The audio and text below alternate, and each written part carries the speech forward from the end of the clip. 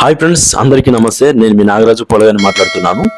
అయితే పోసాని కృష్ణ మురళిపై చర్యలు తీసుకునే కార్యకర్తలు మరియు అభిమానులు కూడా ఘోరమైన వ్యాఖ్యలు చేస్తున్నారు. చెప్పాలంటే వైకాపా ప్రభుత్వం అంటే వైఎస్ఆర్సీపీ అధికారంలో ఉన్నప్పుడు పోసాని కృష్ణమూర్తి టీడీపీ పైన కానీ, టీడీపీ కార్యకర్తల పైన కానీ, చంద్రబాబు నాయుడు గారి పైన కానీ, పవన్ కళ్యాణ్ గారి బీజేపీ పైన కానీ, పవన్ కళ్యాణ్ అభిమానుల పైన కానీ తీవ్రమైన వ్యాఖ్యలతో విరుచుకుపడ్డారు. అయితే వైసీపీ అధికారం కోల్పోయిన తర్వాత టీడీపీ అధికారంలోకి వచ్చిన కూటమి ప్రభుత్వం తర్వాత ఇప్పుడు దాంట్లో ఉన్న అభిమానులు కానీ, కార్యకర్తలు కానీ ఇప్పుడు ఖచ్చితంగా పోసానిపై చర్యలు తీసుకోవాలని చెప్పి ప్రతి ఒక్కరు కూడా కామెంట్స్ చేస్తున్నారు.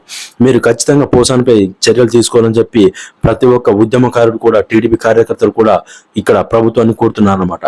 వారు అధికారంలో ఉన్నప్పుడు మాపై అనుచిత వ్యాఖ్యలు చేశారని చెప్పి AP deputy CM Pawan Kalyan పై దూషించి, మరియు చంద్రబాబు నాయుడు గారిని కూడా దూషించి, మరియు బీజేపీ నాయకులను కూడా దూషించినట్టు వీరు అంటున్నారన్నమాట. ఖచ్చితంగా చట్టపరమైన